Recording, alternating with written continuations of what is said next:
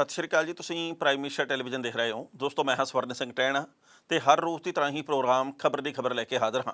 ਪਹਿਲੀ ਵੱਡੀ ਖਬਰ ਦੇ ਵੱਲ ਜਾਣ ਤੋਂ ਪਹਿਲਾਂ ਪੰਜਾਬ ਦੇ ਮੌਸਮ ਦੀ ਹਾਲ ਬਿਆਨੀ ਕਰਨੀ ਬਣਦੀ ਹੈ।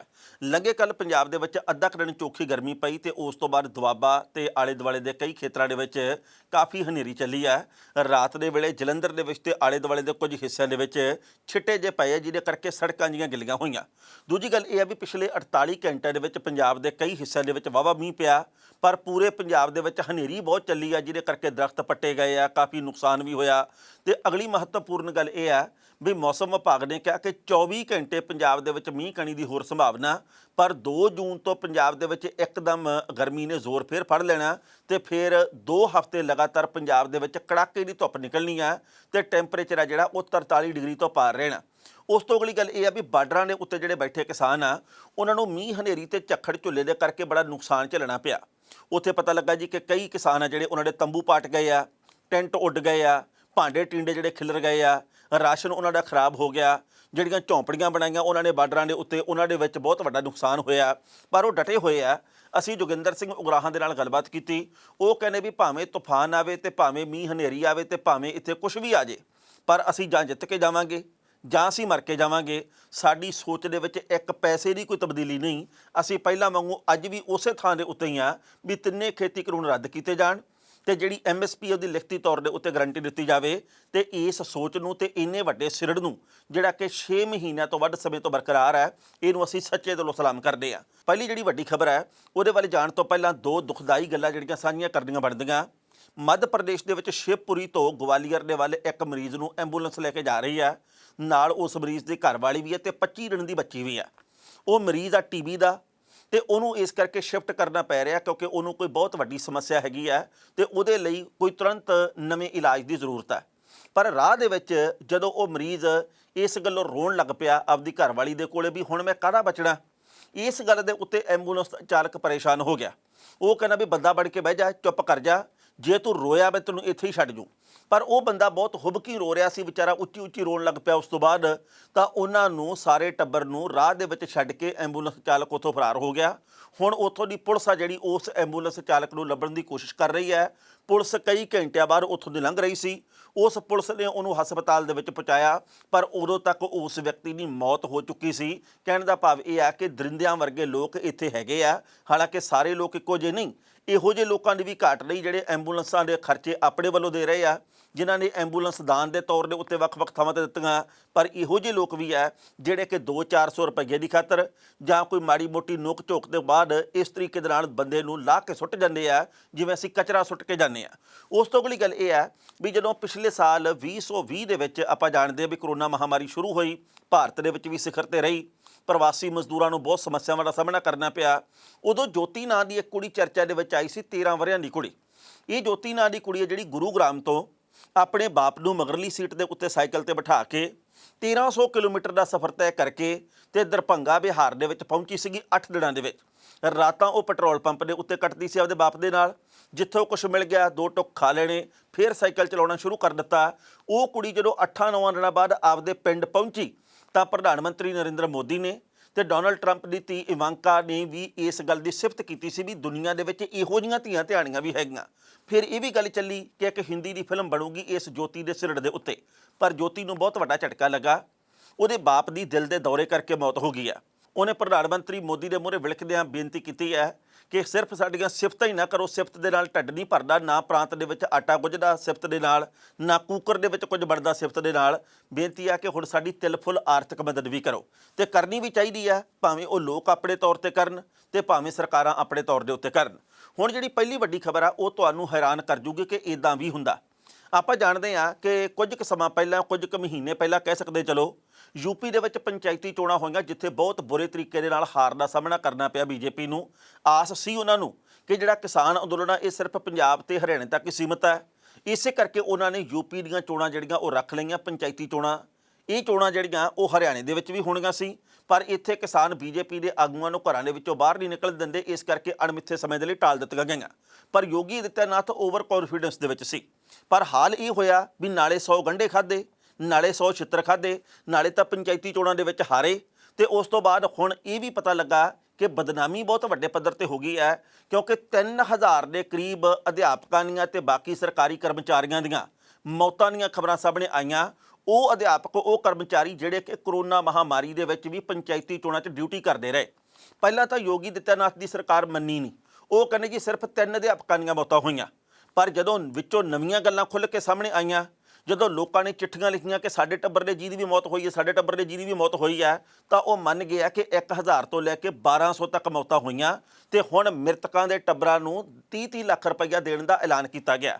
ਯਾਨੀ ਕਿ ਇਹਨਾਂ ਲੋਕਾਂ ਨੇ ਇਹਨਾਂ ਲੋਕਾਂ ਨੂੰ ਮਾਰ ਦਿੱਤਾ, ਇਹਨਾਂ ਲੋਕਾਂ ਨੇ ਕਤਲ ਕੀਤਾ ਇੱਕ ਤਰੀਕੇ ਦੇ ਨਾਲ, ਕਿਉਂਕਿ ਜੇਕਰ ਪੰਚਾਇਤੀ ਚੋਣਾਂ ਟਾਲ ਦਿੱਤੀਆਂ ਜਾਂਦੀਆਂ ਤਾਂ ਸ਼ਾਇਦ ਉਹਨਾਂ ਲੋਕਾਂ ਦੀ ਜ਼ਿੰਦਗੀ ਵੀ ਬਚੀ ਰਹਿੰਦੀ, ਉਹਨਾਂ ਨੂੰ ਡਿਊਟੀ ਦੇ ਉੱਤੇ ਨਾ ਆਉਣਾ ਪੈਂਦਾ। ਇਹੋ ਜਿਹੇ ਖਤਰਨਾਕ ਮਾਹੌਲ ਦੇ ਵਿੱਚ ਉਹ ਡਿਊਟੀ ਦੇ ਉੱਤੇ ਨਾ ਹਾਜ਼ਰ ਰਹਿੰਦੇ। ਪਹਿਲਾਂ ਇਸ ਰਿਪੋਰਟ ਦਾ ਵੇਰਵਾ ਤੇ ਫਿਰ ਕਰਾਂਗੇ ਟਿੱਪਣੀ। ਉੱਤਰ ਪ੍ਰਦੇਸ਼ ਦੀਆਂ ਪੰਚਾਇਤ ਚੋਣਾਂ ਦੇ ਵਿੱਚ ਸਿਰਫ 3 ਮੌਤਾਂ ਸਵੀਕਾਰ ਕਰਨ ਵਾਲੀ ਯੋਗੀ ਸਰਕਾਰ ਹੁਣ ਬੈਕਫੁੱਟ ਦੇ ਉੱਤੇ ਆ ਗਈ ਹੈ। ਹੁਣ ਉਹ 1000 ਤੋਂ ਲੈ ਕੇ 1200 ਅਧਿਆਪਕਾਂ ਤੇ ਕਰਮਚਾਰੀਆਂ ਦੇ ਪਰਿਵਾਰਾਂ ਨੂੰ 30-30 ਲੱਖ ਰੁਪਏ ਦਾ ਮੁਆਵਜ਼ਾ ਦੇਣ ਵਾਸਤੇ ਮੰਨ ਗਈ ਹੈ। ਚੋਣ ਕਮਿਸ਼ਨ ਦੀਆਂ ਗਾਈਡਲਾਈਨ ਦੇ ਵਿੱਚ ਬਦਲਾਅ ਕਰਕੇ ਡਿਊਟੀ ਪੀਰੀਅਡ ਨੂੰ 30 ਦਿਨ ਹੁਣ ਮੰਨਿਆ ਜਾਵੇਗਾ। ਇਹਦਾ ਫੈਸਲਾ ਯੋਗੀ ਆਦਿੱਤਿਆਨਾਥ ਦੀ ਕੈਬਨਿਟ ਦੀ ਮੀਟਿੰਗ ਦੇ ਵਿੱਚ ਕੀਤਾ ਗਿਆ। ਇੱਥੇ ਵੀ ਦੱਸਣਾ ਬਣਦਾ ਹੈ ਕਿ ਯੂਪੀ ਪੰਚਾਇਤ ਚੋਣਾਂ ਦੇ ਵਿੱਚ ਜਿਹੜੇ ਕਰਮਚਾਰੀਆਂ ਦੀ ਡਿਊਟੀ ਮੌਕੇ ਮੌਤ ਹੋਈ, 30-30 ਲੱਖ ਰੁਪਏ ਦੀ ਸਰਕਾਰ ਨੇ ਕਿਹਾ ਸੀ ਮਦਦ ਕਰਾਂਗੇ। ਕਰੋਨਾ ਕਾਲ ਦੇ ਵਿੱਚ ਜਿਹੜੇ ਬੱਚਿਆਂ ਨੇ ਆਪਣੇ ਮਾਤਾ ਪਿਤਾ ਨੂੰ ਜਾਂ ਫਿਰ ਦੋਵਾਂ ਨੂੰ ਗਵਾ ਲਿਆ ਤੇ ਉਹਨਾਂ ਨੂੰ 4000 ਰੁਪਏ ਪ੍ਰਤੀ ਮਹੀਨਾ ਆਰਥਿਕ ਮਦਦ ਦਿੱਤੀ ਜਾਵੇਗੀ। ਮੁੱਖ ਮੰਤਰੀ ਬਾਲ ਸੇਵਾ ਯੋਜਨਾ ਦੇ ਤਹਿਤ ਅਨਾਥ ਹੋਈਆਂ ਕੁੜੀਆਂ ਦੇ ਵਿਆਹ ਦੇ ਉੱਤੇ 1 ਲੱਖ ਰੁਪਏ ਦੀ ਆਰਥਿਕ ਮਦਦ ਕੀਤੀ ਜਾਵੇਗੀ। 9ਵੀਂ ਕਲਾਸ ਤੋਂ ਉੱਪਰ ਜਾਂ ਕਾਰੋਬਾਰੀ ਸਿੱਖਿਆ ਪ੍ਰਾਪਤ ਕਰ ਰਹੇ 18 ਸਾਲ ਦੇ ਬੱਚਿਆਂ ਨੂੰ ਟੈਬਲੇਟ ਜਾਂ ਫਿਰ ਲੈਪਟਾਪ ਮੁਫਤ ਦੇ ਵਿੱਚ ਦਿੱਤਾ ਜਾਵੇਗਾ ਤੇ ਕੁਝ ਕਿ ਇਹੋ ਜਿਹੇ ਐਲਾਨ ਹੋਰ ਵੀ ਕੀਤੇ ਗਏ ਨੇ। ਚੋਣਾਂ ਦੇ ਵਿੱਚ ਡਿਊਟੀ ਤੋਂ 30 ਦਿਨ ਦੇ ਅੰਦਰ ਜੇ ਕਿਸੇ ਕਰਮਚਾਰੀ ਦੀ ਮੌਤ ਹੋਈ ਹੈ ਜਾਂ ਫਿਰ ਉਸ ਤੋਂ ਬਾਅਦ ਕਰੋਨਾ ਦੀ ਰਿਪੋਰਟ ਆਈ ਹੈ ਤਾਂ ਉਸ ਦੇ ਪਰਿਵਾਰ ਨੂੰ 30 ਲੱਖ ਰੁਪਏ ਦਿੱਤਾ ਜਾਵੇਗਾ ਤੇ ਹੁਣ ਤੱਕ ਇਹਦੇ ਲਈ 600 ਕਰੋੜ ਰੁਪਏ ਦੀ ਜ਼ਰੂਰਤ ਹੋਵੇਗੀ। ਸਰਕਾਰ ਦਾ ਅੰਦਾਜ਼ਾ ਹੈ ਕਿ ਮ੍ਰਿਤਕਾਂ ਦੀ ਗਿਣਤੀ 1200 ਦੇ ਕਰੀਬ ਹੋ ਸਕਦੀ ਹੈ ਤੇ ਸਰਕਾਰ ਦੇ ਕੋਲੇ ਹਾਲੇ ਤੱਕ 250 ਕਰੋੜ ਰੁਪਏ ਰੱਖੇ ਹੋਏ ਨੇ, ਪਰ 350 ਕਰੋੜ ਰੁਪਏ ਦਾ ਸਰਕਾਰ ਨੇ ਹੋਰ ਪ੍ਰਬੰਧ ਕਰਨਾ। ਕਰਮਚਾਰੀ ਸੰਗਠਨਾਂ ਨੇ ਇਹ ਗੱਲ ਕਹੀ ਹੈ ਕਿ 3000 ਤੋਂ ਵੱਧ ਲੋਕਾਂ ਦੀ ਕਰੋਨਾ ਕਰਕੇ ਇੱਥੇ ਮੌਤ ਹੋਈ ਹੈ। ਇਹਦੇ ਵਿੱਚ ਤਕਰੀਬਨ 2400 ਤੋਂ ਵੱਧ ਦੀ ਸੂਚੀ ਸਰਕਾਰ ਨੂੰ ਅਧਿਆਪਕਾਂ ਤੇ ਕਰਮਚਾਰੀਆਂ ਦੇ ਵੱਲੋਂ ਭੇਜੀ ਜਾ ਚੁੱਕੀ ਹੈ ਤੇ ਉਹਨਾਂ ਦੇ ਲਈ ਪ੍ਰਤੀ ਪਰਿਵਾਰ 1 ਕਰੋੜ ਰੁਪਏ ਦੀ ਮਦਦ ਦੀ ਮੰਗ ਕੀਤੀ ਗਈ ਹੈ। ਇਲਾਹਾਬਾਦ ਹਾਈ ਕੋਰਟ ਦੇ ਜਸਟਿਸ ਸਿਧਾਰਥ ਵਰਮਾ ਤੇ ਅਜੀਤ ਕੁਮਾਰ ਦੇ ਬੈਂਚ ਨੇ 12 ਮਈ ਨੂੰ ਇੱਕ ਜਨਹਿਤ ਪਟੀਸ਼ਨ ਦੀ ਸੁਣਵਾਈ ਮੌਕੇ ਕਿਹਾ ਸੀ ਕਿ ਚੋਣ ਡਿਊਟੀ ਦੇ ਵਿੱਚ ਕਰੋਨਾ ਪੀੜਤ ਕਰਮਚਾਰੀਆਂ ਦੇ ਪਰਿਵਾਰਕ ਮੈਂਬਰਾਂ ਨੂੰ 1 ਕਰੋੜ ਰੁਪਏ ਦਾ ਮੁਆਵਜ਼ਾ ਮਿਲਣਾ ਚਾਹੀਦਾ।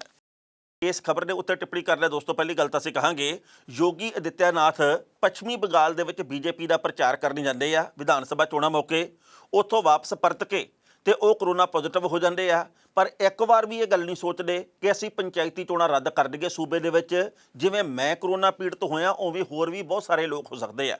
ਯੂਪੀ ਦੇ ਵਿੱਚ ਇਸ ਵਕਤ ਲੋਕ ਇੰਨੇ ਕਿ ਨਿਰਾਸ਼ ਹੈਗੇ ਆ, ਲੋਕ ਇੰਨੇ ਕੁ ਅੱਕੇ ਹੋ ਗਏ ਯੋਗੀ ਆਦਿੱਤਿਆਨਾਥ ਦੀ ਸਰਕਾਰ ਤੋਂ ਵੀ ਹੁਣ ਆਰਐਸਐਸ ਦੇ ਵੱਲੋਂ ਤੇ ਬੀਜੇਪੀ ਦੀ ਸੀਨੀਅਰ ਲੀਡਰਸ਼ਿਪ ਦੇ ਵੱਲੋਂ ਨਿੱਤ ਦਿਨ ਮੀਟਿੰਗਾਂ ਕੀਤੀਆਂ ਜਾਂਦੀਆਂ ਵੀ ਆਪਾਂ ਇੱਥੇ ਕੀ ਕਰਨਾ। ਤੇ ਜਾਣਕਾਰੀ ਇਹ ਵੀ ਪ੍ਰਾਪਤ ਹੋਈ ਹੈ ਵੀ ਅਮਿਤ ਸ਼ਾਹ ਤੇ ਜੇਪੀ ਨੱਡਾ ਦੋਨੋਂ ਸੀਨੀਅਰ ਨੇਤਾ ਜਿਹੜੇ ਉਹ ਹਰ ਮਹੀਨੇ ਯੂਪੀ ਦੇ ਵਿੱਚ ਜਾਇਆ ਕਰਨਗੇ ਤੇ ਲੋਕਾਂ ਦੇ ਵਿੱਚ ਜੋਸ਼ ਭਰਨ ਦਾ ਕੰਮ ਕਰਨਗੇ। ਪਰ ਜਿਹੜੇ ਇਹ 1200 ਲੋਕ ਮਰ ਗਏ, ਜਿਹੜੇ ਲੋਕ ਮੌਤ ਦੇ ਬੁੱਕਲ ਦੇ ਵਿੱਚ ਚਲੇ ਗਏ ਸਿਰਫ ਇਹਨਾਂ ਦੀ ਕਰੋਨਾ ਦੇ ਮੌਕੇ ਡਿਊਟੀ ਵਜਾਉਣ ਦੇ ਚੱਕਰ ਦੇ ਵਿੱਚ, ਉਹਨਾਂ ਵਿਚਾਰਿਆਂ ਦਾ ਕਸੂਰ ਕੀ ਸੀ? ਕਿਹੜੀ ਪਰਲੋਂ ਆ ਚੱਲੀ ਸੀ ਵੀ ਜੇਕਰ ਪੰਚਾਇਤੀ ਚੋਣਾਂ 2 ਮਹੀਨੇ 4 ਮਹੀਨੇ ਲੇਟ ਹੋ ਜਾਂਦੀਆਂ? ਅਸਲ ਦੇ ਵਿੱਚ ਆਸ ਨਹੀਂ ਸੀ ਇਸ ਗੱਲ ਦੀ ਯੂਪੀ ਦੀ ਸਰਕਾਰ ਨੂੰ ਵੀ ਇੱਥੇ ਇੰਨਾ ਵੱਡਾ ਸੰਕਟ ਪੈਦਾ ਹੋ ਸਕਦਾ। ਇਹਨਾਂ ਨੂੰ ਆਸ ਇਸੇ ਗੱਲ ਦੀ ਸੀ ਵੀ ਹਰਿਆਣੇ ਦੇ ਵਿੱਚ ਪੰਚਾਇਤੀ ਚੋਣਾਂ ਦੇ ਵਿੱਚ ਸਮੱਸਿਆ ਆ ਸਕਦੀ ਹੈ ਤੇ ਇਸੇ ਕਰਕੇ ਖੱਟੜ ਦੇ ਕਹਿਤਾ ਵੀ ਕੋਈ ਗੱਲ ਨਹੀਂ, ਭਾਵੇਂ ਟਰਮ ਨਿਕਲ ਗਈ ਆ, ਅਸੀਂ ਜੀ ਜਦੋਂ ਠੀਕ ਲੱਗਿਆ ਉਦੋਂ ਚੋਣਾਂ ਕਰਵਾਵਾਂਗੇ। ਪਰ ਯੋਗੀ ਆਦਿੱਤਿਆਨਾਥ ਨੂੰ ਇਸ ਗੱਲ ਦੀ ਆਸ ਪੂਰਾ ਨਹੀਂ ਸੀ। ਪਰ ਜੋ ਕੁਝ ਹੋਇਆ ਉਹਨਾਂ ਦੀ ਆਸ ਦੇ ਉਲਟ ਵੀ ਹੋਇਆ ਤੇ ਲੋਕਾਂ ਦੇ ਘਰਾਂ ਦੇ ਵਿੱਚ ਸੱਥਰ ਵਿਛ ਗਏ ਆ ਤੇ ਕਸੂਰਵਾਰ ਕੌਣ ਆ? ਜਦੋਂ ਹੁਣ WHO ਦੇ ਵੱਲੋਂ ਜਾਂ ਹੋਰ ਸੰਸਥਾਵਾਂ ਦੇ ਵੱਲੋਂ ਇਹ ਗੱਲ ਕਹੀ ਜਾ ਰਹੀ ਹੈ ਵੀ ਜਿਹੜੀ ਦੂਜੀ ਲਹਿਰ ਭਾਰਤ ਦੇ ਵਿੱਚ ਆਈ ਆ ਕਰੋਨਾ ਦੀ, ਇਹਦੇ ਪਿੱਛੇ ਧਾਰਮਿਕ ਕਾਰਨ ਤੇ ਰਾਜਨੀਤਿਕ ਰੈਲੀਆਂ ਵਜ੍ਹਾ, ਤੇ ਉਦੋਂ ਕਈਆਂ ਨੂੰ ਧੱਫੜ ਨਿਕਲਦੇ ਵੀ ਭਾਈ ਬਹੁਤ ਮਾੜੀ ਗੱਲ ਕਹੀ ਹੈ, ਐਸੀ ਤਾਂ ਬਾਤ ਹੀ ਨਹੀਂ ਹੈ। ਉਦੋਂ ਰਾਮਦੇਵ ਵਰਗੇ ਬੰਦੇ ਮੂਹਰੇ ਆ ਜਾਂਦੇ ਕਿ ਇਹ ਤਾਂ ਧਰਮ ਕੋ ਬਦਨਾਮ ਕਰਨੇ की साजिश ਚੱਲ ਰਹੀ ਹੈ। ਪਰ ਲੋਕ ਮਰੇ ਆ, ਤੁਹਾਡਾ ਕੋਈ ਨਹੀਂ ਮਰਿਆ, ਇਹ ਲੋਕਾਂ ਦੇ ਘਰਾਂ ਦੇ ਵਿੱਚ ਸੱਥਰ ਵਿਛੇ ਆ। ਉਹਨਾਂ ਅਧਿਆਪਕਾਂ ਦਾ ਕਸੂਰ ਕੀ ਆ ਜਿਨ੍ਹਾਂ ਦੇ ਬਾਬਤ ਅਸੀਂ ਕੰਧਾਂ ਦੇ ਉੱਤੇ ਲਿਖਿਆ ਪੜ੍ਹਦੇ ਹਾਂ ਕਿ ਅਧਿਆਪਕ ਉਸ ਮੋਮਬੱਤੀ ਵਰਗਾ ਹੈ ਜੋ ਖੁਦ ਬਲਦੀ ਹੈ ਤੇ ਲੋਕਾਂ ਨੂੰ ਬਾਕੀਆਂ ਨੂੰ ਚੱਲਣ ਦਿੰਦੀ ਹੈ, ਉਹਨਾਂ ਦੇ ਘਰਾਂ ਦੇ ਵਿੱਚ ਤੁਸੀਂ ਹਮੇਸ਼ਾ ਲਈ ਹਨੇਰਾ ਪੈਦਾ ਕਰਤਾ। ਉਹਨਾਂ ਲੋਕਾਂ ਦਾ ਕਸੂਰ ਕੋਈ ਨਹੀਂ ਸੀ, ਪਰ ਕਿਉਂਕਿ ਇੱਥੇ ਰਾਮ ਰਾਜ ਹੈ, ਇੱਥੇ ਸਾਰਾ ਕੁਝ ਠੀਕ ਮੰਨਿਆ ਜਾਂਦਾ, ਗਲਤ ਨੂੰ ਸਹੀ ਤੇ ਸਹੀ ਨੂੰ ਗਲਤ ਕਰ ਦੇਣਾ ਇੱਥੇ ਸਿਰਫ ਤੇ ਸਿਰਫ ਲੋਕਾਂ ਨੇ ਆਪਦਾ ਰਾਜਨੀਤਿਕ ਲੋਕਾਂ ਨੇ ਅਧਿਕਾਰ ਸਮਝ ਲਿਆ। ਇਸ ਕਰਕੇ ਸਾਰਾ ਕੁਝ ਚੱਲ ਰਿਹਾ। ਦੁੱਖ ਹੁੰਦਾ ਇਹਨਾਂ ਗੱਲਾਂ ਦੇ ਉੱਤੇ ਵੀ ਪਤਾ ਨਹੀਂ ਲੋਕ ਕਦੋਂ ਜਾਗਣਗੇ ਤੇ ਪਤਾ ਨਹੀਂ ਸਰਕਾਰਾਂ ਕਦੋਂ ਆਪਣਾ ਫਰਜ਼ ਮਹਿਸੂਸ ਕਰਨਗੀਆਂ। ਹਰ ਰੋਜ਼ ਬੀਜੇਪੀ ਦੇ ਵੱਖ-ਵੱਖ ਨੇਤਾਵਾਂ ਨੂੰ ਪੰਜਾਬ, ਹਰਿਆਣਾ ਤੇ ਬਾਕੀ ਦੇ ਸੂਬਿਆਂ ਦੇ ਵਿੱਚ ਚੁਣੌਤੀਆਂ ਦਾ ਸਾਹਮਣਾ ਕਰਨਾ ਪੈਂਦਾ, ਪਰ ਹੈਰਾਨੀ ਦੀ ਗੱਲ ਹੈ ਆ ਜਾਂਦੇ ਉੱਥੇ ਦੇ ਉੱਥੇ। ਜਿਵੇਂ ਨਿੱਕੇ ਹੁੰਦੇ ਤੋਂ ਸੁਣਦੇ ਆਏ ਆ ਵੀ ਇੱਕ ਬੰਦੇ ਦੀ ਦਾਲ ਡੁੱਲ ਗਈ, ਉਹ ਕਹਿੰਦਾ ਯਾਰ ਤਾਂ ਭੁੰਜੇ ਬਹਿ ਕੇ ਖਾਂਦੇ ਹੁੰਦੇ ਆ। ਬੀਜੇਪੀ ਦੇ ਕਿਸੇ ਵੀ ਨੇਤਾ ਨੂੰ ਇਸ ਵਕਤ ਘਰੋਂ ਬਾਹਰ ਨਿਕਲਣਾ ਔਖਾ ਹੋਇਆ ਪਿਆ, ਖਾਸ ਕਰਕੇ ਹਰਿਆਣੇ ਤੇ ਪੰਜਾਬ ਦੇ ਵਿੱਚ। ਪਰ ਜਦੋਂ ਘਰੇ ਬੈਠੇ ਆ ਇਹ ਫਿਰ ਵੀ ਕਹੀ ਜਾਂਦੇ ਯਾਰ ਤਾਂ ਐਂ ਹੀ ਬਹਿੰਦੇ ਹੁੰਦੇ ਆ, ਬਾਹਰ ਕੋਈ ਨਿਕਲ ਨਹੀਂ ਦਿੰਦਾ, ਫਿਰ ਵੀ ਕਹਿੰਦੇ 117 ਸੀਟਾਂ ਅਸੀਂ ਜਿੱਤਾਂਗੇ, ਕਮਾਲ ਕਰਕੇ ਦਿਖਾਵਾਂਗੇ, ਤਲੀ ਤੇ ਸਰੋਂ ਜਮਾ ਕੇ ਦਿਖਾ ਦੇਂਗੇ। ਮੈਨੂੰ ਹੈਰਾਨੀ ਹੋਈ ਪਿਛਲੇ ਦਿਨੀ ਜਦੋਂ 26 ਮਈ ਨੂੰ ਕਿਸਾਨਾਂ ਨੂੰ ਬਾਰਡਰਾਂ ਤੇ ਬੈਠਿਆਂ ਨੂੰ 6 ਮਹੀਨੇ ਪੂਰੇ ਹੋ ਗਏ ਤਾਂ ਪੱਤਰਕਾਰਾਂ ਨੇ ਸਵਾਲ ਕੀਤਾ ਹਰਜੀਤ ਸਿੰਘ ਗਰੇਵਾਲ ਨੂੰ। ਉਹ ਕਹਿੰਦੇ ਜੀ ਇਹ ਤਾਂ ਪੰਜਾਬ ਦੇ ਵਿੱਚ ਕਿਹੜਾ ਕਾਲਾ ਕਾਨੂੰਨ, ਕਿਹੜੇ ਕਾਲੇ ਦਿਵਸ ਮਨਾਉਣੇ ਆ, ਕਿਹੜਾ ਅੱਜ ਤੁਸੀਂ 6 ਮਹੀਨੇ ਪੂਰੇ ਹੋਣ ਦੇ ਉੱਤੇ ਕਹਿੰਦੇ ਵੀ ਪੰਜਾਬ ਦੇ ਵਿੱਚ ਬੀਜੇਪੀ ਦਾ ਵਿਰੋਧ ਬੜਾ ਹੋ ਰਿਹਾ। ਪੰਜਾਬ ਦੇ ਸਿਰਫ 4 ਜ਼ਿਲ੍ਹਿਆਂ ਦੇ ਵਿੱਚ ਵਿਰੋਧ ਆ ਮਾੜਾ ਮੋਟਾ, ਬਾਕੀ ਸਾਰੇ ਪੰਜਾਬ ਦੇ ਵਿੱਚ ਸਾਡਾ ਠੀਕ ਆ ਕੰਮ। ਤੇ ਕਿਸਾਨਾਂ ਨੇ ਉਹਨਾਂ ਨੂੰ ਇਹ ਗੱਲ ਕਹੀ ਹੈ ਵੀ ਚਲੋ 4 ਜ਼ਿਲ੍ਹੇ ਜਿਹੜੇ ਤੁਹਾਨੂੰ ਠੀਕ ਲੱਗਦਾ ਵੀ ਭਾਈ ਇਹਦੇ ਵਿੱਚ ਵਿਰੋਧ ਵੱਧਦਾ, ਉਧਰ ਨਾ ਜਾਓ। ਜਿਹੜੇ ਤੁਹਾਨੂੰ ਬਾਕੀ 19 ਜ਼ਿਲ੍ਹਿਆਂ ਦੇ ਵਿੱਚ ਠੀਕ ਲੱਗਦਾ ਉਹਨਾਂ ਦੇ ਵਿੱਚ ਜਾ ਕੇ ਦੇਖੋ, ਕੀ ਪਤਾ ਤੁਹਾਨੂੰ ਉੱਥੇ ਸਨਮਾਨ ਹੀ ਕੋਈ ਨਾ ਕੋਈ ਮਿਲ ਜੇ, ਕੀ ਪਤਾ ਤੁਹਾਨੂੰ ਉੱਥੇ ਜੀ ਆਇਆਂ ਨੂੰ ਕਹਿਣ ਵਾਲੇ ਬੈਠੇ ਹੋਣ, ਕੀ ਪਤਾ ਤੁਹਾਡੇ ਲਈ ਘਰ ਦੇ ਵਿੱਚ ਕੋਈ ਪਕਵਾਨ ਹੀ ਤਿਆਰ ਕਰੀ ਬੈਠੇ ਹੋਣ। ਜਾਓ ਤਾਂ ਸਹੀ, ਗਨਮੈਨ ਤੋਂ ਬਿਨਾਂ ਜਾਣਾ ਚਾਹੀਦਾ ਤੇ ਕਿਸਾਨਾਂ ਨੂੰ ਗਲਵੱਕੜੀ ਦੇ ਵਿੱਚ ਲੈ ਲੈਣਾ ਚਾਹੀਦਾ। ਬਾਕੀ ਵਕਤ ਦੱਸੂਗਾ ਕੀ ਬਣਦਾ। ਉਸ ਤੋਂ ਅਗਲੀ ਗੱਲ ਇਹ ਹੈ ਬਈ ਫਾਜ਼ਿਲਕਾ ਦੇ ਵਿੱਚ ਸੁਰਜੀਤ ਕੁਮਾਰ ਜੈਣੀ ਹੋਰੀ ਗਏ, ਉਹਨਾਂ ਨੇ ਉੱਥੇ ਇੱਕ ਸਮਾਗਮ ਦੇ ਵਿੱਚ ਸ਼ਿਰਕਤ ਕਰਨੀ ਸੀ। ਕਿਸਾਨ ਆ ਗਏ ਮੂਹਰੇ, ਕਿਸਾਨ ਕਹਿੰਦੇ ਜੀ ਇਹ ਦੱਸੋ ਤੁਸੀਂ ਤੀਜੇ ਕਰੜੇ ਗੱਲ ਕਹਿ ਦਿੰਦੇ ਆ ਇਹ ਕਾਨੂੰਨ ਤਾਂ ਬਿਲਕੁਲ ਠੀਕ ਹੈ, किसान की आमदन बढ़ाने वाले हैं, दसो सानू भी भाई ये किवें आमदन वधा सकते ते किवें कानून ठीक है। तो जैनी होरी कहने जी मैं तो राजेवाल नूं मूहरे मूहरे ला लिया सी, राजेवाल दे कोले भी मेरियां गल्लां दा उत्तर नहीं सी। किसान कहंदे भी उन्हां दी गल उन्हां नाल सानू समझाओ भी भाई ये कानून किवें चंगे आ ते आमदन किवें वध सकदी है ते किवें साडा फायदा सोचदे आ। ते फिर पुलिस आई ते जैनी होरां नूं कढ के लैके गई। आ पता लगा जी कि बीजेपी दे समर्थकां ने माझे दे विच खूनदान कैंप लाया। किसान उत्थे वड्डी गिणती दे विच पहुंच गए। वो कहंदे हुण तक खून पीता बहुता, अज तुसीं खूनदान दा कैंप लाउने, भज्जो इत्थों। ते वो भज गए। पटियाले दे विच भी इहो जिहियां खबरां आ रहीआं। ये गल्लां दस्सण दा कारण यह है भी जदों सानूं सारा कुछ दिस रिहा ते फिर असीं किसानी मंगां मंनदे क्यों नहीं, फिर असीं चौथे दिन किसानां नूं चिड़ाउण दा काम क्यों करदे आ, तपिਆਂ ਨੂੰ ਹੋਰ ਤਪਾਉਣ ਦਾ ਕੰਮ ਕਿਉਂ ਕਰਦੇ ਆ। ਹੁਣ ਮਨੋਹਰ ਲਾਲ ਖੱਟੜ ਹੋਰਾਂ ਨੇ ਨਵੀਂ ਸੁਰਲੀ ਛੱਡਤੀ, ਕਹਿੰਦੇ ਮੈਂ ਤਾਂ ਪਹਿਲਾਂ ਵੀ ਕਹਿਣਾ ਅੱਜ ਵੀ ਕਹਿਣਾ ਵੀ ਜਿਹੜੇ ਇਹ ਕਿਸਾਨ ਆ ਨਾ ਇਹੀ ਕਰੋਨਾ ਸਪਰੈਡਰ ਆ, ਇਹੀ ਕਰੋਨਾ ਫੈਲਾਉਂਦੇ ਆ, ਇਹਨਾਂ ਦੇ ਕਰਕੇ ਸਾਰਾ ਕੁਝ ਵਿਗੜਿਆ। ਇਹ ਹੁਣ ਆਪਦਾ ਡੰਡਾ ਡੋਰੀਆ ਚੱਕਣ ਤੇ ਘਰਾਂ ਨੂੰ ਤੁਰ ਪੈਣ। ਪਰ ਕਿਸਾਨ ਕਹਿੰਦੇ ਇਦਾਂ ਨਹੀਂ ਜਾਂਦੇ, ਪੰਜੀ ਦਾ ਭੌਣ ਦਿਖਾ ਕੇ ਜਾਵਾਂਗੇ। ਪਹਿਲਾਂ ਇਸ ਰਿਪੋਰਟ ਦਾ ਵੇਰਵਾ ਤੇ ਫਿਰ ਕਰਾਂਗੇ ਟਿੱਪਣੀ। ਹਰਿਆਣਾ ਦੇ ਮੁੱਖ ਮੰਤਰੀ ਮਨੋਹਰ ਲਾਲ ਖੱਟੜ ਨੇ ਕਿਹਾ ਕਿ ਕਰੋਨਾ ਦਾ ਪਿੰਡਾਂ ਦੇ ਵਿੱਚ ਫੈਲਣ ਦਾ ਇੱਕੋ ਕਾਰਨ ਹੈ ਕਿ ਕਿਸਾਨ ਅੰਦੋਲਨ ਲਗਾਤਾਰ ਅੱਗੇ ਵਧਿਆ ਤੇ ਕੁਝ ਪਿੰਡਾਂ ਦੇ ਵਿੱਚ ਮੌਤ ਦਰ ਆਮ ਨਾਲੋਂ ਵੱਧ ਰਹੀ ਹੈ, ਉਹ ਵੀ ਇਹਨਾਂ ਦੇ ਕਰਕੇ। ਮੁੱਖ ਮੰਤਰੀ ਖੱਟੜ ਨੇ ਪਹਿਲਾਂ ਕੇਂਦਰ ਦੇ ਖੇਤੀਬਾੜੀ ਕਾਨੂੰਨਾਂ ਦਾ ਵਿਰੋਧ ਕਰ ਰਹੇ ਕਿਸਾਨਾਂ ਨੂੰ ਕਰੋਨਾ ਵਾਇਰਸ ਦੀ ਗੰਭੀਰ ਸਥਿਤੀ ਦਾ ਹਵਾਲਾ ਦਿੰਦੇ ਹੋਏ ਆਪਣਾ ਅੰਦੋਲਨ ਮੁਲਤਵੀ ਕਰਨ ਦੀ ਅਪੀਲ ਕੀਤੀ ਸੀ। ਮੁੱਖ ਮੰਤਰੀ ਜੋ ਡਿਜੀਟਲ ਮਾਧਿਅਮ ਰਾਹੀਂ ਪ੍ਰੈਸ ਕਾਨਫਰੰਸ ਨੂੰ ਸੰਬੋਧਨ ਕਰ ਰਹੇ ਸਨ, ਉਹਨਾਂ ਨੇ ਕਿਹਾ ਕਿ ਮੋਰਚੇ ਤੋਂ ਅੰਦੋਲਨ ਨਾਲ ਜੁੜੇ ਲੋਕਾਂ ਦੀ ਲਹਿਰ ਪਿੰਡਾਂ ਦੇ ਵਿੱਚ ਮਹਾਮਾਰੀ ਫੈਲਾ ਰਹੀ ਹੈ ਤੇ ਕੁਝ ਪਿੰਡਾਂ ਦੇ ਵਿੱਚ ਔਸਤਨ ਨਾਲੋਂ ਮੌਤਾਂ ਦੀ ਗਿਣਤੀ ਕਿਤੇ ਵੱਧ ਹੈ। ਲਹਿਰ ਦੇ ਵਾਇਰਸ ਦੇ ਨਾਲ ਫੈਲਣ ਦੇ ਪਿੱਛੇ ਇੱਕ ਕਾਰਨ ਦੱਸਦਿਆਂ ਉਹਨਾਂ ਨੇ ਕਿਹਾ ਪਿਛਲੇ ਸਾਲ ਦੇ ਮੁਕਾਬਲੇ ਇਹਨਾਂ ਪਿੰਡਾਂ ਦੇ ਵਿੱਚ ਮੌਤ ਦਰ 6 ਤੋਂ 10 ਗੁਣਾ ਵਧੀ ਹੈ। ਜੇ ਕੋਈ ਕਹਿੰਦਾ ਕਿ ਇਹ ਕਰੋਨਾ ਕਾਰਨ ਨਹੀਂ ਹੈ ਤਾਂ ਇਸ ਪੜਾਅ ਦੇ ਉੱਤੇ ਕੋਈ ਹੋਰ ਮਹਾਮਾਰੀ ਵੀ ਨਹੀਂ ਹੈ। ਖੱਟੜ ਨੇ ਕਿਹਾ ਹਜ਼ਾਰਾਂ ਲੋਕ ਇੱਕ ਥਾਂ ਦੇ ਉੱਤੇ ਇਕੱਠੇ ਹੁੰਦੇ ਨੇ, ਇੱਕ ਦੂਜੇ ਨੂੰ ਮਿਲਦੇ ਨੇ, ਕੋਵਿਡ ਦੇ ਢੁਕਵੇਂ ਪ੍ਰੋਟੋਕਾਲ ਦੀ ਪਾਲਣਾ ਨਹੀਂ ਕੀਤੀ ਜਾਂਦੀ। ਉਹਨਾਂ ਨੇ ਦਾਅਵਾ ਕੀਤਾ ਕਿ ਕੁਝ ਪਿੰਡਾਂ ਦੇ ਵਿੱਚ ਪੂਰੇ ਸਾਲ ਦੇ ਵਿੱਚ ਹੋਈਆਂ ਮੌਤਾਂ ਦੀ ਗਿਣਤੀ ਨਾਲੋਂ ਹੁਣ ਮੌਤਾਂ ਵੱਧ ਹੋਈਆਂ ਨੇ। ਖੱਟੜ ਦੇ ਸਾਬਕਾ ਮੁੱਖ ਮੰਤਰੀ ਭੁਪਿੰਦਰ ਸਿੰਘ ਹੁੱਡਾ ਦੀ ਵੀ ਆਲੋਚਨਾ ਕੀਤੀ, ਜਿਹਦੇ ਵਿੱਚ ਉਹਨਾਂ ਨੇ ਕਿਹਾ ਜੀ ਕਿ ਇਸ ਮਾਮਲੇ ਦੇ ਉੱਤੇ ਸਰਬ ਪਾਰਟੀ ਮੀਟਿੰਗ ਸੱਦੀ ਜਾਵੇ। ਉਹਨਾਂ ਨੇ ਕਿਹਾ ਕਿ ਇਸ ਵਕਤ ਰਾਜਨੀਤੀ ਕਰਨੀ ਉਚਿਤ ਕੰਮ ਨਹੀਂ ਹੈ। ਇਸ ਖਬਰ ਦੇ ਉੱਤੇ ਟਿੱਪਣੀ ਕਰਦਾ ਦੋਸਤੋ ਪਹਿਲੀ ਗੱਲ ਤਾਂ ਅਸੀਂ ਕਹਾਂਗੇ ਮਨੋਹਰ ਲਾਲ ਖੱਟੜ ਹੋਰਾਂ ਨੇ ਹੁਣ ਤੱਕ ਜਦੋਂ ਵੀ ਬੋਲਿਆ ਕਿਸਾਨੀ ਦੇ ਖਿਲਾਫ ਬੋਲਿਆ ਤੇ ਉਹਨਾਂ ਨੂੰ ਉਹਦਾ ਹਰਜਾਨਾ ਭੁਗਤਣਾ ਵੀ ਪਿਆ। ਭਾਵੇਂ ਉਹ ਇਹ ਗੱਲ ਕਹੀ ਜਾਣ ਕੇ ਕਿਸਾਨਾਂ ਨੂੰ ਕੌਣ ਪੁੱਛਦਾ ਹੈ, ਕਿਸਾਨ ਤਾਂ ਜੀ ਇੱਦਾਂ ਹਨ, ਕਿਸਾਨ ਤਾਂ ਮੁੱਠੀ ਭਰ ਹਨ। ਇਹੀ ਖੱਟੜ ਸਾਹਿਬ ਪਹਿਲਾਂ ਇਹ ਗੱਲ ਕਹਿੰਦੇ ਹੁੰਦੇ ਸੀ ਸਾਡੇ ਸੂਬੇ ਦੇ ਵਿੱਚ ਮੁੱਠੀ ਭਰ ਕਿਸਾਨ ਹਨ ਤੇ ਪੰਜਾਬ ਦੇ ਵਿੱਚ ਹੀ ਕਿਸਾਨ ਅੰਦੋਲਨ ਆ ਤੇ ਸਿਰਫ ਇੱਕ ਸੂਬੇ ਦੇ ਵਿੱਚ ਆ, ਭਾਰਤ ਦੇ ਇੱਕ ਸੂਬੇ ਦੇ ਵਿੱਚ ਇਹ ਅੰਦੋਲਨ, ਉਹ ਵੀ ਪੰਜਾਬ ਦੇ ਵਿੱਚ ਤਾਂ ਕਰਕੇ ਕਿਉਂਕਿ ਇੱਥੇ ਕਾਂਗਰਸ ਦੀ ਸਰਕਾਰ ਹੈ। ਪਰ ਜਦੋਂ ਖੱਟੜ ਸਾਹਿਬ ਦਾ ਆਪਦਾ ਹੈਲੀਕਾਪਟਰ ਨਹੀਂ ਉਤਰਨ ਦਿੱਤਾ ਕਿਸਾਨਾਂ ਨੇ, ਜਦੋਂ ਦੁਸ਼ਯੰਤ ਚੌਟਾਲਾ ਦਾ ਹੈਲੀਕਾਪਟਰ ਨਹੀਂ ਉਤਰਨ ਦਿੱਤਾ, ਅੱਜ ਜਦੋਂ ਉੱਥੋਂ ਦੀਆਂ ਕਿਸਾਨ ਜਥੇਬੰਦੀਆਂ ਦੇ ਵੱਲੋਂ ਤੇ ਖਾਪ ਪੰਚਾਇਤਾਂ ਦੇ ਵੱਲੋਂ ਐਲਾਨ ਕੀਤਾ ਗਿਆ ਕਿ ਬੀਜੇਪੀ ਦੇ ਸਮਰਥਕਾਂ ਦੇ ਨਾਲ ਵੀ ਜੇਕਰ ਕੋਈ ਆਪਣਾ ਸੰਬੰਧ ਰੱਖੂਗਾ ਅਸੀਂ ਉਹਨੂੰ ਮਾਫ ਨਹੀਂ ਕਰਾਂਗੇ। ਇਹ ਵੀ ਗੱਲ ਕਹੀ ਗਈ ਹੈ ਕਿ ਜੇਕਰ ਬੀਜੇਪੀ ਦਾ ਕੋਈ ਵੀ ਨੇਤਾ ਜਾਂ ਜਨਨਾਇਕ ਜਨਤਾ ਪਾਰਟੀ ਦਾ ਕੋਈ ਵੀ ਨੇਤਾ ਹਰਿਆਣੇ ਦੇ ਪਿੰਡਾਂ ਦੇ ਵਿੱਚ ਵੜੂਗਾ ਤਾਂ ਫਿਰ ਭਾਈ ਉਹ ਆਪਦਾ ਪੜ੍ਹਿਆ ਵਿਚਾਰ ਲਵੇ। ਇਸ ਦੇ ਬਾਵਜੂਦ ਵੀ ਖੱਟੜ ਸਾਹਿਬ ਕਹੀ ਜਾਂਦੇ ਆ ਇਹ ਤਾਂ ਕਿਸਾਨ ਐਸੇ ਹੀ ਹੈ, ਇਹ ਤਾਂ ਕਿਸਾਨ ਵੈਸੇ ਹੀ ਹੈ। ਜੇਕਰ ਤੁਹਾਨੂੰ ਇਹ ਲੱਗਦਾ ਵੀ ਕਿਸਾਨਾਂ ਦੇ ਕਰਕੇ ਕਰੋਨਾ ਫੈਲ ਰਿਹਾ, ਤੁਸੀਂ ਕਿਸਾਨਾਂ ਦੀ ਮੰਗ ਮੰਨ ਲਓ, ਉਹ ਆਪਣੇ ਘਰ ਹੀ ਆ ਜਾਣ, ਗੱਲਬਾਤ ਖਤਮ ਹੋ ਜੇ। ਪਰ ਮੰਗ ਮੰਨ ਕੇ ਆਪਾਂ ਰਾਜ਼ੀ ਨਹੀਂ। ਅਸਲ ਦੇ ਵਿੱਚ ਬੀਜੇਪੀ ਦੀਆਂ ਮਾੜੀਆਂ ਨੀਤੀਆਂ ਦੇ ਕਰਕੇ ਤੇ ਢੀਠਤਾਈ ਦੇ ਕਰਕੇ ਕਿਸਾਨ ਉੱਥੇ ਬੈਠੇ ਆ। ਨਹੀਂ ਤਾਂ ਕਿਸੇ ਦਾ ਚਿੱਤ ਨਹੀਂ ਕਰਦਾ ਵੀ 6 ਮਹੀਨੇ ਤੋਂ ਉੱਤੇ ਦਾ ਸਮਾਂ ਹੋ ਜੇ ਤੇ ਆਪਾਂ ਉੱਥੇ ਟਿਕ ਕੇ ਬੈਠੇ ਰਹਿ ਗਏ। ਹਾਲੇ ਵੀ ਕਹੀ ਜਾਂਦੇ ਆ ਵਿਦੇਸ਼ੀ ਫੰਡਿੰਗ ਨੇ ਬਿਠਾਏ ਹੋਏ ਆ। ਇਹ ਤਾਂ 2022 ਦੇ ਮੱਦੇਨਜ਼ਰ ਬੈਠੇ ਹੋਏ ਆ, ਕੋਈ ਕਹਿੰਦਾ 24 ਦੇ ਕਰਕੇ ਬਿਠਾਏ ਹੋਏ ਆ। ਐਦਾਂ ਕੋਈ ਨਹੀਂ ਬਹਿੰਦਾ। ਬੀਜੇਪੀ ਦੇ ਕਿੰਨੇ ਕੁ ਸਮਰਥਕ ਤੇ ਕਿੰਨੇ ਕੁ ਨੇਤਾ ਜਿਨ੍ਹਾਂ ਨੂੰ ਇਹ ਗੱਲ ਕਹੀਏ ਵੀ ਤੁਸੀਂ ਆਪਦੇ ਟੱਬਰ ਤੋਂ ਦੂਰ ਰਹਿਣਾ, ਟਰਾਲੀ ਦੇ ਵਿੱਚ ਬਹਿਣਾ ਪੈਣਾ, ਜਾਂ ਜਦੋਂ 43-44 ਡਿਗਰੀ ਟੈਂਪਰੇਚਰ ਹੁੰਦਾ ਤੁਸੀਂ ਭੁੰਜੇ ਸੌਣਾ, ਤੇ ਫਿਰ ਕੋਈ ਮੰਨ ਜੂਗਾ ਵੀ ਭਾਈ ਅਸੀਂ ਇੱਦਾਂ ਸੌਂਦੇ ਹਾਂ, ਅਸੀਂ ਬਹਿੰਦੇ ਹਾਂ, ਅਸੀਂ ਜਾਂਦੇ ਹਾਂ, ਅਸੀਂ ਰਹਿੰਦੇ ਹਾਂ। ਪਰ ਇਸੇ ਤਰੀਕੇ ਨਾਲ ਕਿਸਾਨ ਵੀ ਕਿਸੇ ਦੇ ਕਹੇ ਤੇ ਨਹੀਂ ਗਏ, ਉਹ ਆਪਣੀਆਂ ਜ਼ਮੀਨਾਂ ਨੂੰ, ਆਪਣੀ ਖੇਤੀ ਨੂੰ ਬਚਾਉਣ ਦੇ ਲਈ ਗਏ ਆ। ਉਸ ਤੋਂ ਅਗਲੀ ਗੱਲ ਇਹ ਵੀ ਰਾਕੇਸ਼ ਟਕੈਤ ਨੇ ਕੁਝ ਦਿਨ ਪਹਿਲਾਂ ਇੱਕ ਉੱਤਰ ਬੜਾ ਵਧੀਆ ਦਿੱਤਾ। ਪੱਤਰਕਾਰ ਨੇ ਸਵਾਲ ਕੀਤਾ ਵੀ ਕਰੋਨਾ ਮਹਾਮਾਰੀ ਬਹੁਤ ਹੈ ਤੇ ਤੁਸੀਂ ਫਿਰ ਵੀ ਇੱਦਾਂ ਇਕੱਠ ਕਰੀ ਬੈਠੇ ਆ। ਉਹ ਕਹਿੰਦਾ ਜੀ ਮੈਨੂੰ ਤੁਹਾਡੇ ਕੋਲੋਂ ਤੇ ਸਰਕਾਰ ਦੇ ਕੋਲੋਂ ਇੱਕ ਉੱਤਰ ਦੀ ਉਡੀਕ ਹੈ। ਮੇਰਾ ਸਵਾਲ ਇਹ ਹੈ ਵੀ ਕਰੋਨਾ ਵੱਡਾ ਕਿ ਕਾਨੂੰਨ ਵੱਡੇ ਆ? ਜੇ ਤਾਂ ਕਾਨੂੰਨ ਵੱਡੇ ਆ ਤੇ ਕਰੋਨਾ ਛੋਟਾ, ਤੇ ਫਿਰ ਤਾਂ ਰੌਲਾ ਕਿਹੜੀ ਗੱਲੋਂ ਪਾਇਆ? ਫਿਰ ਸਾਨੂੰ ਆਪਣਾ ਅੰਦੋਲਨ ਕਰਨ ਦਿਓ, ਸਾਨੂੰ ਬਦਨਾਮ ਕਿਉਂ ਕਰਦੇ ਆ? ਤੇ ਜੇਕਰ ਕਰੋਨਾ ਵੱਡਾ ਤੇ ਕਾਨੂੰਨ ਛੋਟੇ ਆ ਤੇ ਫਿਰ ਕਾਨੂੰਨ ਵਾਪਸ ਕਿਹੜੀ ਗੱਲੋਂ ਨਹੀਂ ਲੈਂਦੇ? ਫਿਰ ਇਹ ਵਾਪਸ ਲੈ ਕੇ ਕੰਮ ਨਿਬੇੜ ਦੇਣਾ ਚਾਹੀਦਾ। ਮਤਲਬ ਇਹ ਆ ਵੀ ਕੇਂਦਰ ਦੀ ਸਰਕਾਰ ਦੇ ਕੋਲੇ ਉੱਤਰ ਕੋਈ ਨਹੀਂਗਾ। ਪਰ ਜਿਸ ਤਰੀਕੇ ਦੇ ਨਾਲ ਕਿਸਾਨ ਡਟੇ ਹੋਏ ਆ, ਜਿਵੇਂ ਬਾਰਡਰਾਂ ਦੇ ਉੱਤੇ ਇਸ ਵਕਤ ਇਕੱਠ ਵਧਿਆ, ਤੇ ਜਿਸ ਤਰੀਕੇ ਨਾਲ ਕਿਸਾਨਾਂ ਨੇ ਇਹ ਗੱਲ ਕਹੀ ਆ ਕਿ ਯੂਪੀ ਦੇ ਵਿੱਚ ਅਸੀਂ ਰੰਗ ਤਮਾਸ਼ਾ ਦਿਖਾਵਾਂਗੇ ਇਹਨਾਂ ਨੂੰ, ਕਿਉਂਕਿ ਜਿਵੇਂ ਪੱਛਮੀ ਬੰਗਾਲ ਦੇ ਵਿੱਚ ਜਿਹੜਾ ਧੋਬੀ ਪਟਕਾ ਲਵਾਇਆ, ਅਸੀਂ ਯੂਪੀ ਤੇ ਉੱਤਰਾਖੰਡ ਦੇ ਵਿੱਚ ਵੀ ਇਵੇਂ ਧੋਬੀ ਪਟਕਾ ਲਵਾਵਾਂਗੇ। ਸੋ ਆਸ ਕਰਨੀ ਬਣਦੀ ਹੈ ਵੀ ਸ਼ਾਇਦ ਇਸ ਹਾਲਾਤ ਨੂੰ ਦੇਖਦਿਆਂ ਬੀਜੇਪੀ ਕੋਈ ਨਾ ਕੋਈ ਵਿਚਕਾਰਲਾ ਰਸਤਾ ਕੱਢੇ, ਪਰ ਉਹਦੇ ਲਈ ਸਾਰਿਆਂ ਦੀਆਂ ਨਿਗਾਹ ਟਿਕੀ ਹੋਈ ਹੈ। ਪੰਜਾਬ ਕਾਂਗਰਸ ਵਿਚਲਾ ਕਲੇਸ਼ ਨਿਬੇੜਨ ਦੇ ਲਈ ਹਾਈ ਕਮਾਨ ਕਹਿੰਦੇ ਬੜੀ ਫਿਕਰਮੰਦ ਹੋ ਗਈ ਹੈ। 3 ਮੈਂਬਰੀ ਕਮੇਟੀ ਬਣਾਈ ਗਈ ਹੈ। ਹਰੀਸ਼ ਰਾਵਤ, ਮਲਕਾਰਜਨ ਖੜਗੇ ਤੇ ਜੇਪੀ ਅਗਰਵਾਲ ਤੇ ਆਧਾਰਿਤ। ਲੰਘੇ ਕੱਲ ਇਸ ਕਮੇਟੀ ਦੇ ਵੱਲੋਂ ਦਿੱਲੀ ਦੇ ਵਿੱਚ ਕਾਂਗਰਸ ਦੇ ਕਈ ਵਿਧਾਇਕਾਂ ਤੇ ਮੰਤਰੀਆਂ ਨਾਲ ਮੀਟਿੰਗ ਕੀਤੀ ਗਈ ਹੈ। ਹੁਣ ਮੀਟਿੰਗ ਅੱਜ ਵੀ ਹੋਣੀ ਹੈ ਤੇ ਮੀਟਿੰਗ ਭਲਕ ਨੂੰ ਵੀ ਹੋਣੀ ਹੈ। ਵਿੱਚੋਂ ਕਈ ਗੱਲਾਂ ਨਿਕਲ ਕੇ ਸਾਹਮਣੇ ਆ ਰਹੀਆਂ, ਹਾਲਾਂਕਿ ਇਹ ਅੰਦਾਜ਼ੇਨੁਮਾ ਹੈ। ਮੰਨਿਆ ਜਾ ਰਿਹਾ ਕਿ ਨਵਜੋਤ ਸਿੰਘ ਸਿੱਧੂ ਨੂੰ ਉਪ ਮੁੱਖ ਮੰਤਰੀ ਬਣਾ ਦਿੱਤਾ ਜਾਣਾ, ਕਿਉਂਕਿ ਵਿਧਾਇਕਾਂ ਨੇ ਤੇ ਮੰਤਰੀਆਂ ਦੇ ਇੱਕ ਹਿੱਸੇ ਨੇ ਗੱਲ ਕਹੀ ਹੈ ਵੀ ਸਿੱਧੂ ਇਸ ਵਕਤ ਪਾਰਟੀ ਦੇ ਵਿੱਚ ਬਣਦਾ ਮਾਣ ਸਨਮਾਨ ਚਾਹੁੰਦਾ। ਉਹਨੂੰ ਮਾਣ ਸਨਮਾਨ ਕਿੰਨਾ ਕੁ ਮਿਲਦਾ ਇਹ ਤਾਂ ਵਕਤ ਬਿਆਨ ਕਰੂਗਾ। ਪਰ ਪਹਿਲਾਂ ਇਸ ਰਿਪੋਰਟ ਦਾ ਵੇਰਵਾ ਤੇ ਫਿਰ ਕਰਾਂਗੇ ਟਿੱਪਣੀ।